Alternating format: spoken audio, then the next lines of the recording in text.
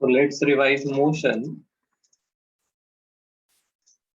We will start with how to describe motion.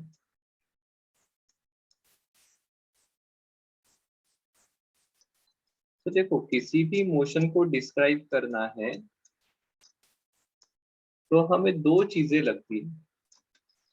Part one, some reference point, and part two, a clock. जैसे एक simple example लेते हैं. जब हम कभी बस से अगर ट्रैवल करते हैं, ठीक है, तो बस से ट्रैवल करते वक्त हमें ध्यान में आता है कि कभी कभी पेड़ पीछे जाते हुए लगते हैं और एक आधी चाय की टपरी भी पीछे चली जाती है.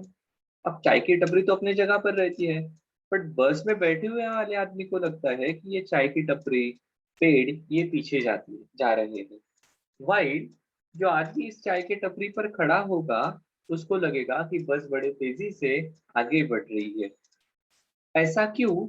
सो जनरली हम मोशन को हमारे relative with respect to us study करते हैं. ठीक है. सो एक कोई ना कोई रेफरेंस पॉइंट हमें चाहिए कि जिसके रिलेटिव हम ये मोशन को स्टडी करें. हर किसी ने अपने अपने रिलेटिव मोशन को देखने की कोशिश की तो फिर जरा कंफ्यूजन बढ़ जाएगा कि सर आप तो कह रहे हो वो चाय की टपरी पहले ने कहा पीछे जा रही है, अब दूसरा आदमी जो टपरी पर खड़ा है वो तो कह रहा है टपरी जगह पर है. ये जो कंफ्यूजन है ये क्लियर करने के लिए हमें ये रेफरेंस पॉइंट और क्लॉक ये फिक्स करने पड़ेंगे. क्लॉक क्यों? तो हमें जनरली इंटरेस्ट रहता है ना कि कितने समय में कितने आगे गया, यहाँ से वहां पहुंचने के लिए कितना समय लगेगा. सो ये रेफरेंस क्लॉक भी हमारे रेफरेंस सिस्टम का पार्ट रहेगा. ठीक है. सो ये रेफरेंस पॉइंट क्या होता है? तो रेफरेंस पॉइंट जिसके relative the point with respect to which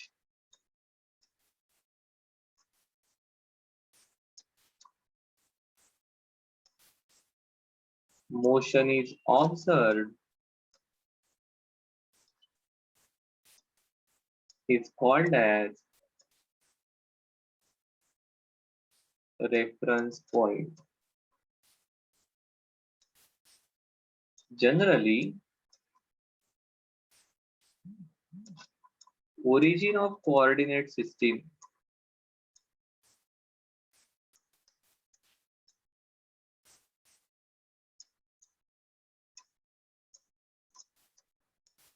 is considered as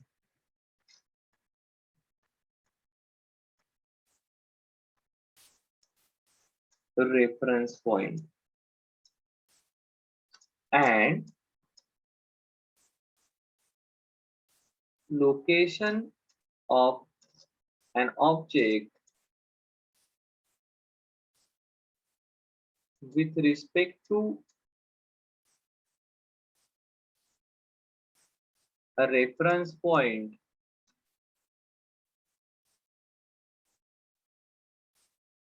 is called as position. देखो क्या कहा, ऐसा पॉइंट जिसके रिलेटिव मोशन स्टडी की जाती है, देखी जाती है, उस पॉइंट को रेफरेंस पॉइंट कहेंगे. हमारी coordinate system that is X Y axis जो है उसको हम कहेंगे, उसका ओरिजिन हम कंसीडर करने वाले हैं हमारा रेफरेंस पॉइंट. और इस ओरिजिन के रिलेटिव ऑब्जेक्ट कहाँ पर लोकेटेड है उसको कहा जाता है ऑब्जेक्ट की पोजीशन. सर मतलब क्या? सर देखो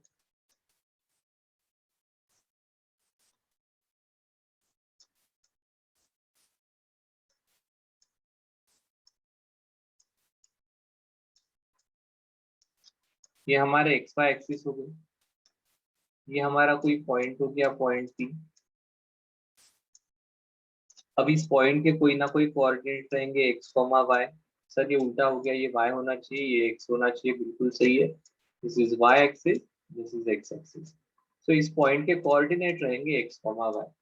सो जब ऑब्जेक्ट ये ओरिजिन के रिलेटिव पॉइंट पी पर लोकेटेड है, मतलब ये ऑब्जेक्ट की पोजीशन। एंड अब हम मोशन को डिफाइन करते हैं कि जब कभी भी ऑब्जेक्ट अपनी पोजीशन, पोजीशन मतलब उसकी location with respect to reference point अगर चेंज करता है तो हम कहते हैं ऑब्जेक्ट की मोशन हुई है। When an object changes its position,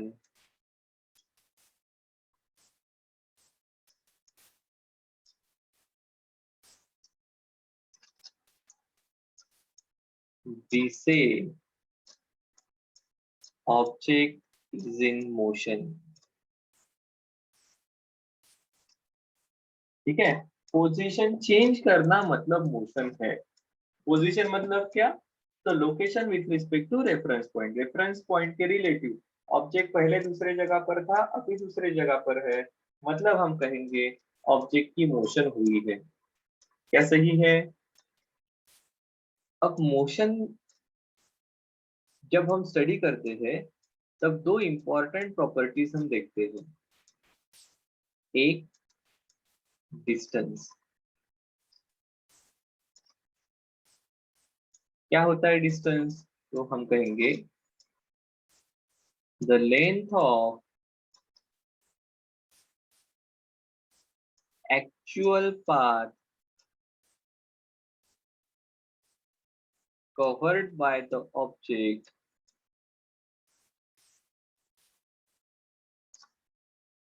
is distance। ध्यान में रखना ये स्केलर क्वांटिटी है, जिसको सिर्फ मैग्नीट्यूड रहेगा, यूनिट इसका मीटर रहेगा। ठीक है, मतलब एक ऑब्जेक्ट यहां से निकला पॉइंट ए से, पहले पॉइंट बी पर गया, फिर पॉइंट सी पर आकर रुक गया। ये 4 मीटर है, ये 3 मीटर है, तो इसका डिस्टेंस ट्रेवल्ड हो जाएगा 7 मीटर। क्या सही है? पहले ए टू बी गया, फिर बी टू सी गया, टोटल कितना चला है ये? तो 4 metre plus 3 metre, total 7 metre. तो इसे कहा जाएगा डिस्टेंस। किसमें मेजर करते हैं? मीटर में, सेंटीमीटर में भी मेजर कर सकते हैं सीजीएस सिस्टम में। और ये स्केलर क्वांटिटी है। स्केलर क्वांटिटी मतलब क्या? इसको सिर्फ मैग्नीट्यूड है। दूसरी प्रॉपर्टी जो हम डिफाइन करते हैं वो है displacement.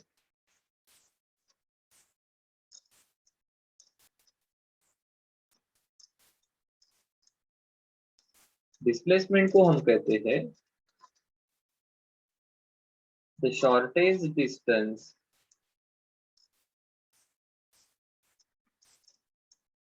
between initial and final position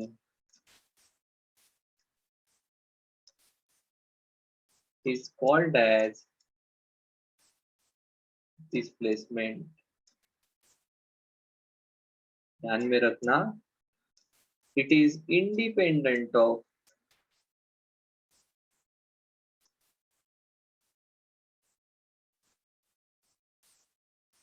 path followed। कौन से रास्ते से गए हो इसके इंडिपेंडेंट है। only initial and final position are important।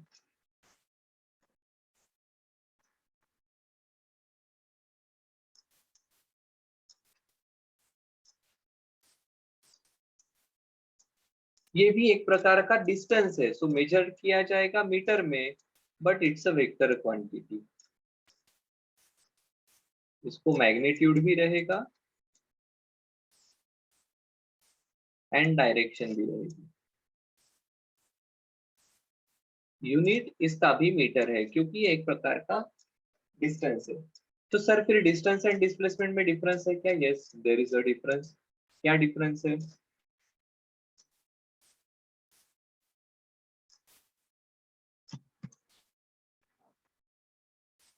तो देखो, अगर एक आदमी पॉइंट ए से शुरू कर रहा है इसने 5 मीटर कवर किए और फिर 2 मीटर इधर किया, बी पर पहुंचा, फिर बी से सी पर पहुंच गया, तो इसकी फाइनल पोजीशन है, ये इनिशियल पोजीशन है। तो यहाँ पर डिस्टेंस रहेगा,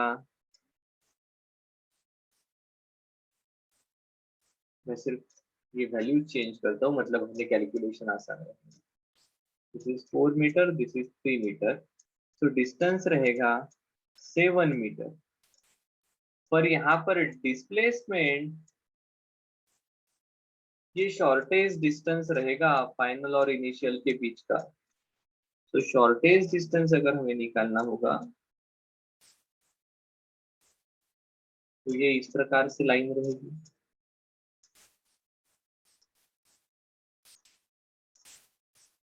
और आपको ध्यान में आएगा अगर ये 90 डिग्री है तो this should be of 5 metre. तो डिस्टेंस एंड डिस्प्लेसमेंट अलग हो सकता है। डिस्प्लेसमेंट में be a path which you haven't travelled, उसके अलोंग आप कभी गए ही नहीं रहोगे, ठीक है। और एक इंपॉर्टेंट चीज हमें ध्यान में रखनी चाहिए यहाँ पर, अगर कोई ऑब्जेक्ट यहाँ से निकलता है,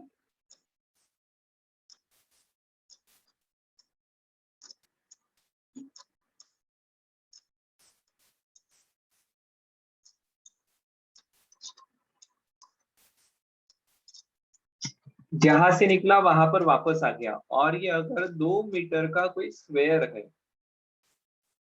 तो total distance travelled will be 8 metre.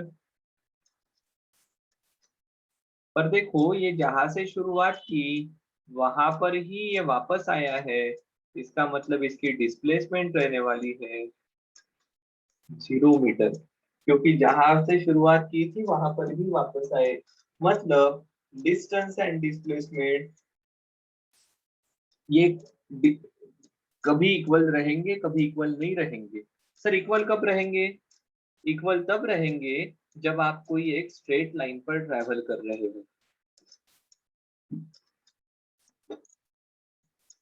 ये स्टार्टिंग पॉइंट है, ये एंड पॉइंट है, आपका डिस्टेंस एंड डिस्प्लेसमेंट ये दोनों भी 6 मीटर रहेगी,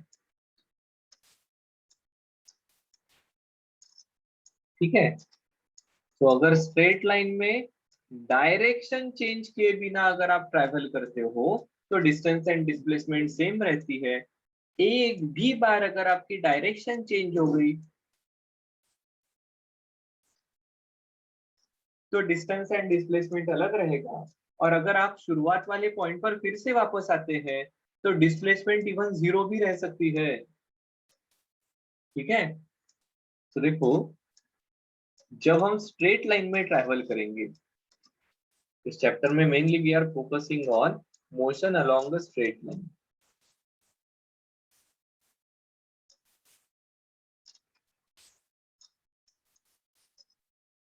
तो हम हमारा ओरिजिन नंबर सिस्टम का इसको रेफरेंस कंसीडर करते हैं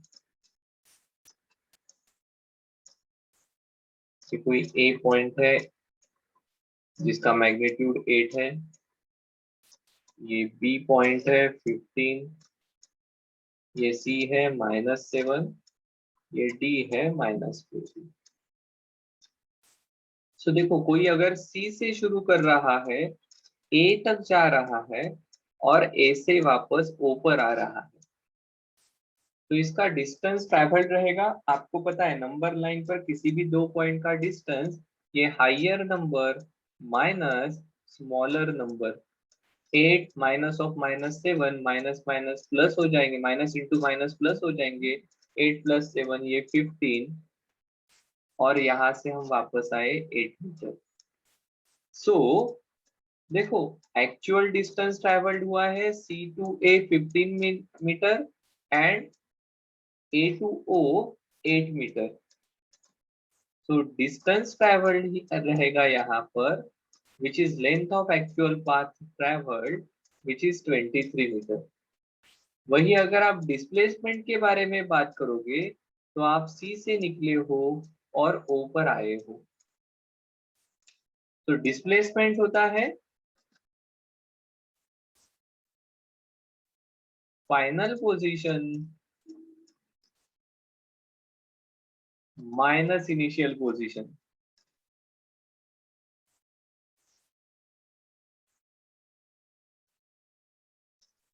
और देखो ये आ जाएगी फाइनली आप कहाँ पर हो, ओ पर 0।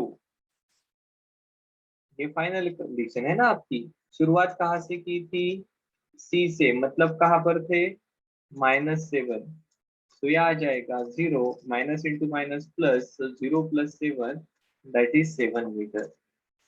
अब नंबर लाइन को आपको पता है, एक आधा नंबर पॉजिटिव मतलब राइट हैंड साइड रहती है, निगेटिव मतलब लेफ्ट हैंड साइड रहती है। तो ये 7 मीटर जब आपने कहा, इसका मतलब आप पहले जिस पॉइंट पर थे वहां से पॉजिटिव साइड में, मतलब राइट हैंड साइड पर 7 यूनिट डिस्टेंस आए हो। ठीक है। ऑन या in motion along straight line,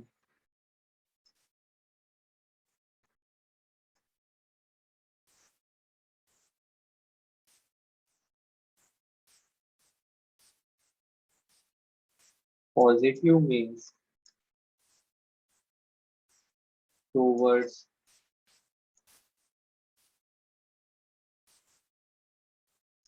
या positive and negative signs are used to convey direction।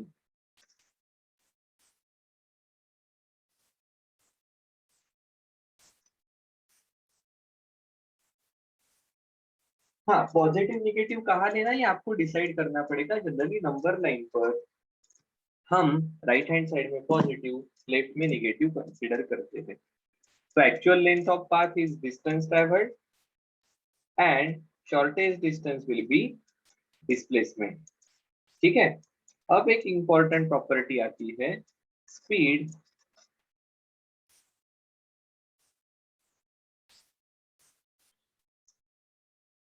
It is distance travelled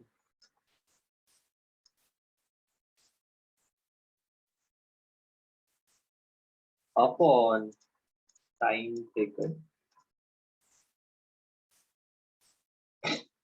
ठीक है। या स्पीड को आप डिफाइन ऐसा भी कर सकते हो, rate at which distance is covered.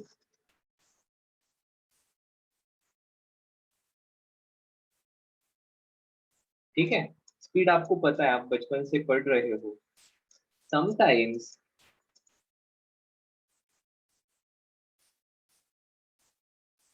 During motion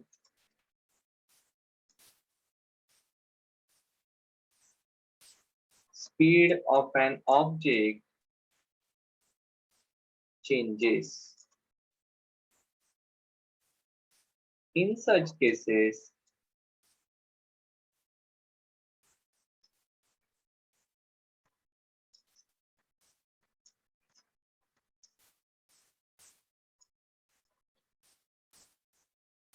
we use term average speed,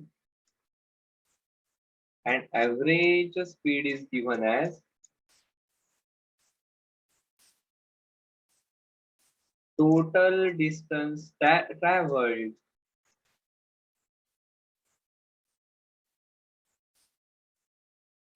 upon total time taken।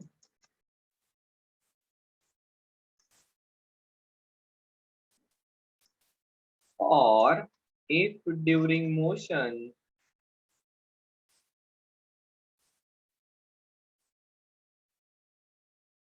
speed is constant throughout,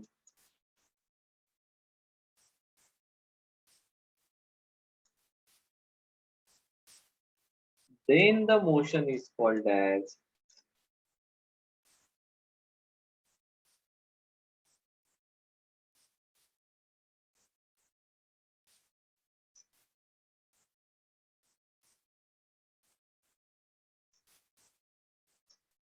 uniform motion, क्या कहेंगे? Uniform motion. Motion, during motion speed अगर कांस्टेंट है through out the journey speed is constant, तो आप उसे कहोगे uniform motion. इसका मतलब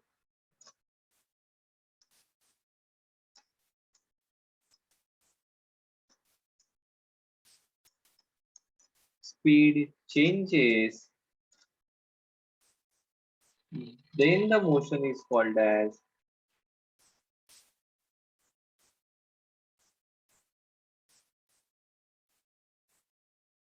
non-uniform motion। आप उसे क्या कहोगे? Non uniform motion.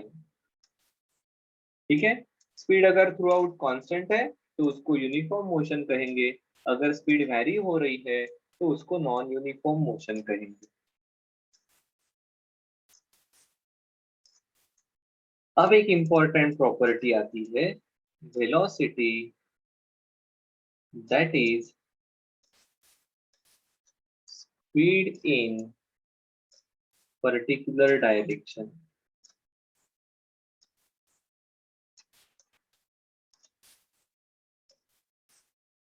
उसको आप डिफाइन करते हो, the rate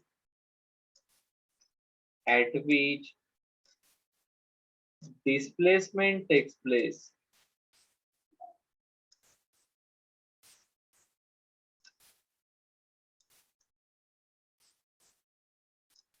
is called as velocity। In other words,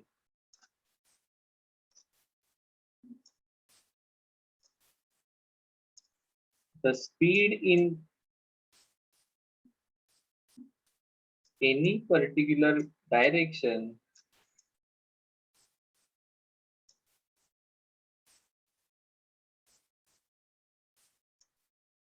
is called as velocity। और एवरेज वेलोसिटी को दिया जाएगा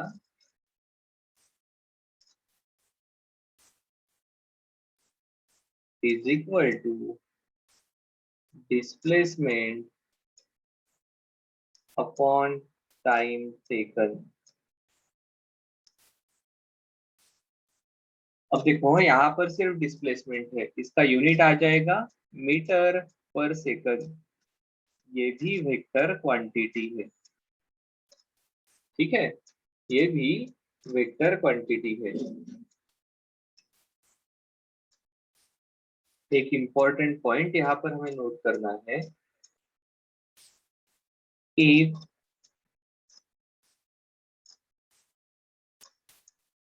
velocity of an object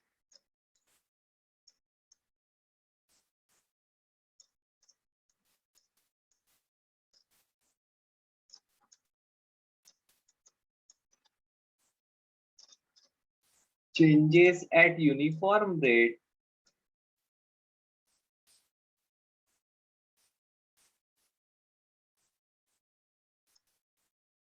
then we can write average velocity equal to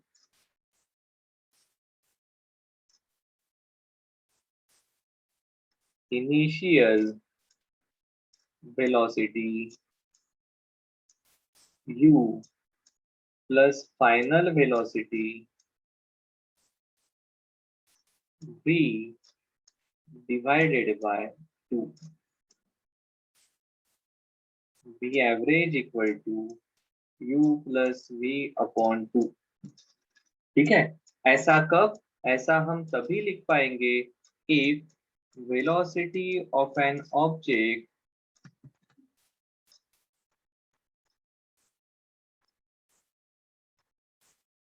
changes at uniform rate, changes at uniform rate।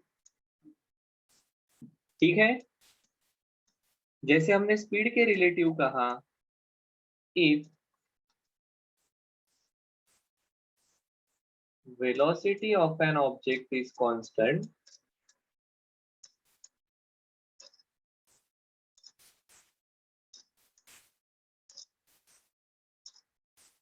then the motion is called as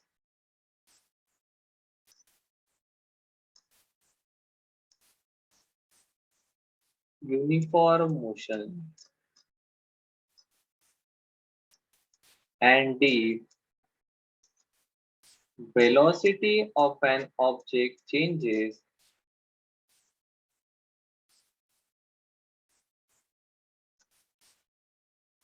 then the motion is called as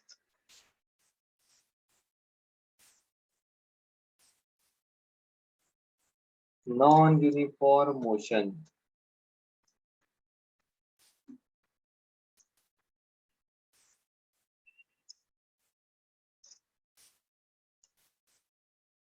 कब कहेंगे?